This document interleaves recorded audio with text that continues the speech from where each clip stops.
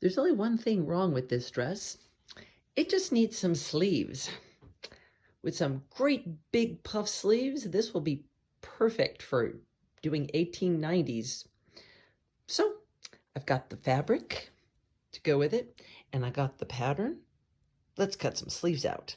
I love quick and dirty projects like just add some sleeves. It's magic.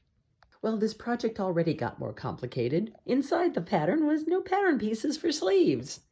So we have to do this the hard way, sort of hard way. So still using the same fabric, which is going to be fun.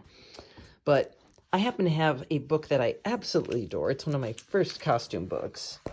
And just to get that sleeve, all I need is these two pattern pieces. And wouldn't you know it, I happen to have a grid right here. So I get to trace out my pattern pieces. So of course you need paper that you can actually see the grid through the paper, which fortunately I had some of. Scary thing is, these sleeves are 38 inches long. It's more than a yard. So I'm going to go every so often. It's like I could see that it's like if I go over 2 and up 1, it crosses the grid again. So I go over 2 squares and up 1 and mark the dot. And I'm going to keep marking the dots all the way along to follow that. So now that I've marked out the dots that match the grid line fairly well, I'm just going to fill in and connect the dots. Here we have pattern piece number 1.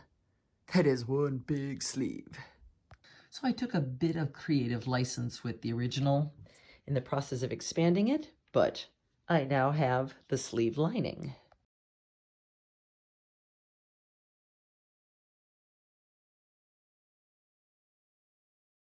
So now all I have to do is stick the two of them together. Make a tube, sew the side seam, make a tube out of all 4 pieces, gather the big ones, and fit the gatherings to the lining piece.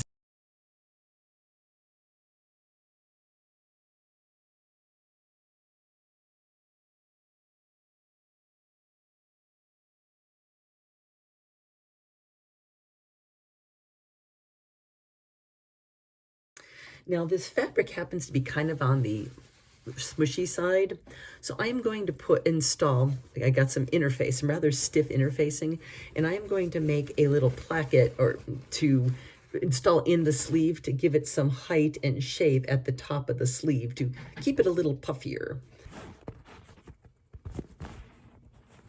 Let me tear the cute little, see? So now I have a cute little sleeve ruffle, support ruffle.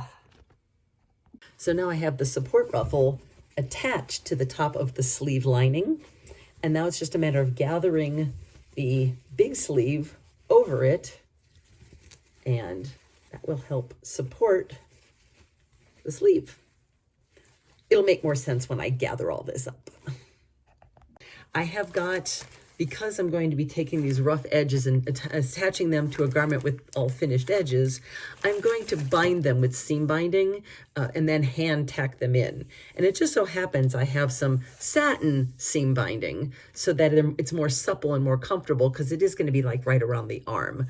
Now, one thing I should have checked before getting this far along is to make sure that the sleeve circumference was the same as the armhole I was sticking it into. And the answer is I did not get lucky. I am off by that much. So I'm going to have to do some stitch ripping and try again. All right, that's better. Now it's passable for the 1890s as is, but once I thought a thing, I can't unthink it. That skirt's a little on the narrow side for the 90s, and it just needs, I'm going to have to open up those side seams and put some gores in there, or, yeah, I think that's where it'll be the easiest to do it. But it needs something like this.